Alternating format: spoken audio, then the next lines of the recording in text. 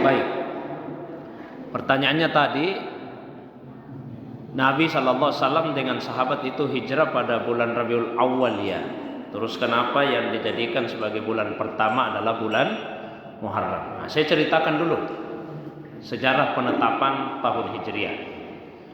Seperti yang saya sampaikan tadi di pengantar, bahwa Allah Subhanahu wa taala sendiri yang menetapkan satu tahun itu 12 bulannya. Surat Taubah ayat 36. Kemudian nama-nama bulan itu sudah diberikan oleh orang-orang Arab sebelum diutusnya Nabi, kecuali tadi bulan Muharram, Nabi yang memberi nama.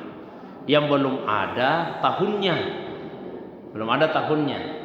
Jadi pada awalnya orang-orang Arab kalau ingin mengingat satu peristiwa tertentu diukur kepada peristiwa besar yang mereka alami. Contoh, kan sering dikatakan Pak, Nabi itu lahir pada tahun apa Nabi lahir? Nah, tahun gajah.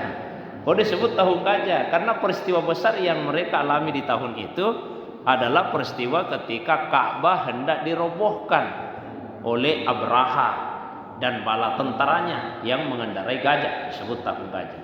Jadi kalau ada yang lahir di tahun itu disebut lahir di tahun gajah. Kalau dia lahirnya 1 tahun sebelumnya dikatakan lahir 1 tahun sebelum tahun gajah. Kalau dia lahir 1 tahun setelahnya dikatakan lahir 1 tahun setelah tahun gajah. Nah, begitu seterusnya. Sampai Nabi wafat, umat Islam belum punya perhitungan tahun sendiri. Nah, naik Abu Bakar Siddiq jadi khalifah, 2 tahun beberapa bulan beliau jadi khalifah. Kondisinya tetap begitu. Naik lagi Umar bin Khattab menjadi khalifah. Di masa beliau kekuasaan Islam semakin meluas. Banyak daerah-daerah yang dikuasai, banyak gubernur yang diangkat, dan beliau sangat memperhatikan administrasi pemerintahan. Diperbaiki Pak administrasi pemerintahan. Surat menyurat. Sering beliau berkirim surat kepada gubernurnya. Suatu ketika beliau kirim surat kepada Abu Musa al-Asy'ari, salah seorang gubernurnya. Surat itu diterima oleh Abu Musa al-Asy'ari, lalu dijawab. Abu Musa menulis dalam suratnya, wahai khalifah, surat yang Anda kirimkan sudah saya terima, tapi saya tidak tahu persis kapan surat itu dikirim, tidak ada tahunnya. Nah, mestinya kita ini umat Islam punya perhitungan tahun sendiri. Nah, Umar bin Khattab merespon dengan baik usulan itu.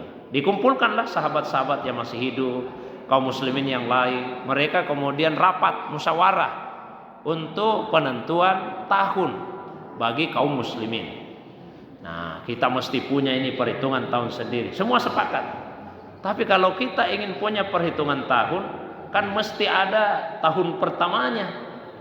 Harus ada tahun pertama. Peristiwa apa ini yang akan kita jadikan sebagai tahun pertama? Ada beberapa usulan yang muncul. Ada yang mengusulkan bagaimana kalau tahun lahirnya Nabi. Tapi usulan ini tidak disepakati. Karena meskipun tadi pendapat banyak ulama beliau lahir di tahun gajah, tapi tidak sepakat semua ulama. Mengapa demikian? Ketika Nabi lahir, kan orang-orang tidak langsung tahu nanti ini akan menjadi Nabi. Nah, biasa Pak itu ada orang tidak ditahu tanggal lahirnya.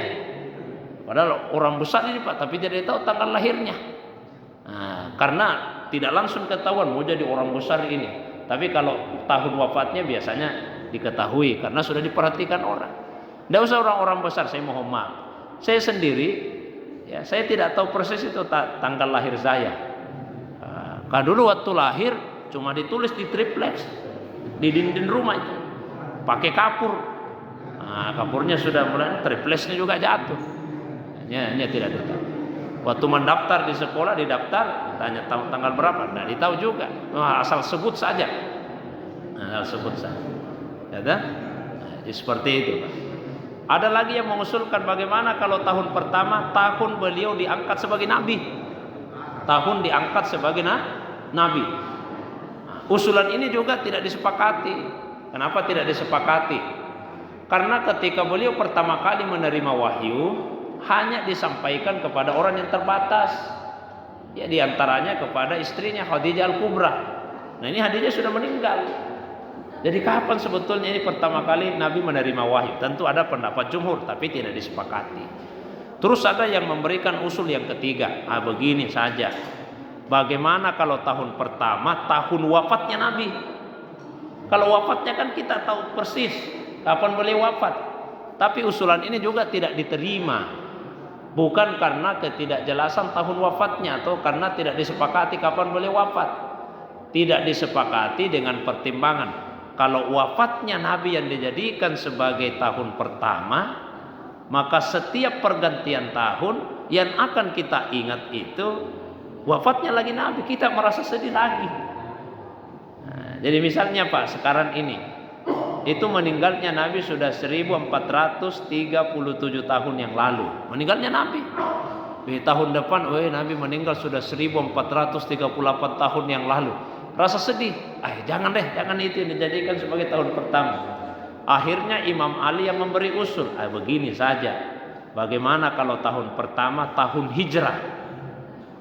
Nah, selain karena jelas kapan beliau hijrah, juga hijrah ini bukan cuma Nabi yang mengalaminya. Kalau lahir kan Nabi yang lahir, terima wahyu Nabi yang terima wahyu, wafat Nabi yang wafat. Tapi kalau hijrah bukan cuma Nabi, tapi kaum muslimin juga, para sahabat ikut hijrah sama-sama dengan beliau. Usulan ini yang diterima oleh Umar bin Khattab. Kata beliau, benar itu. Hijrah inilah yang menjadi pemisah antara yang hak dengan yang batil. Hijrah itu sudah berlangsung belasan tahun lalu ketika musyawarah itu terjadi. Ini musyawarahnya di masa Umar bin Khattab, Pak. Nabi sudah meninggal. Nah, berarti hijrahnya sudah belasan tahun yang lalu. Maka begitu diputuskan, langsung tahun 17 Hijriah. Langsung itu tahun 17, bukan tahun pertama ketika itu, tapi langsung tahun 17 Hijriah.